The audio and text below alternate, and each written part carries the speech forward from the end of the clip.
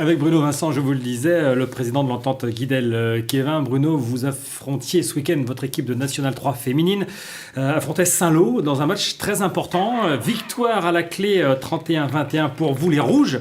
Ça a été relativement bien mené. Oui, oui, tout à fait. Là, on a vu un jeu très très agréable avec des joueuses vraiment en forme, vraiment motivées par cette victoire, par ce match, par l'enjeu surtout. Parce qu'effectivement, avec ces histoires de points, une poule un peu bizarre, tout le monde est classé à peu près pareil, à 1 ou 2 points de différence.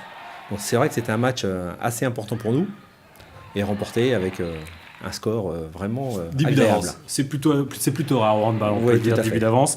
Vous êtes 6e sur 12 après 7 victoires et 6 défaites. Vous avez 27 points, et pour illustrer ce que vous venez de dire, le premier, lui, a 30 points, soit 3 petits points, soit une victoire de plus seulement. Et le premier relégable, lui, a 25 points. C'est dire si effectivement c'est excessivement serré et que tout pourrait se jouer sur la dernière journée. Ah oui, tout à fait, bien sûr. Bon, nous ne sommes pas non plus des accédants à la N2, donc forcément, on va se maintenir en milieu de tableau. Mais avec des scores aussi serrés, des points aussi serrés, c'est vrai que ça va se jouer certainement jusqu'à la dernière journée. C'est donc une première année en N3, vous êtes ce qu'on appelle un promu, et l'ambition, vous venez de le dire, c'est de se maintenir. Voilà, tout à fait, se maintenir, voir de quoi on est capable, et surtout préparer l'avenir pour le reste de nos féminines.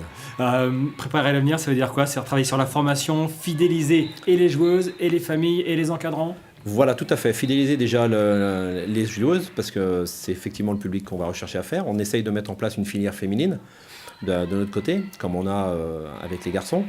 Et justement, avec une année de N3 en expérience, voilà. Juste, ça devrait bien démarrer pour l'année prochaine. Alors Amélie Sigbert, qu'on venait de voir dans le reportage précédent, est l'entraîneur de votre formation Guidel-Quévin. Sa tâche, son rôle, c'est de mettre en place les structures, la structure, l'encadrement qui va permettre à l'équipe de s'inscrire dans la durée sur cette division, et puis un jour peut-être voir plus haut. Ah, plus haut, je ne sais pas, mais on va déjà se contenter de ce qu'on a.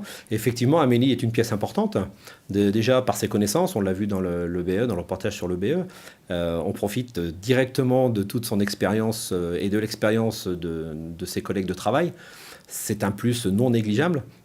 Et effectivement, elle est un pion aussi très essentiel dans la formation féminine qu'on va continuer à assurer derrière pour intégrer les jeunes qui vont venir.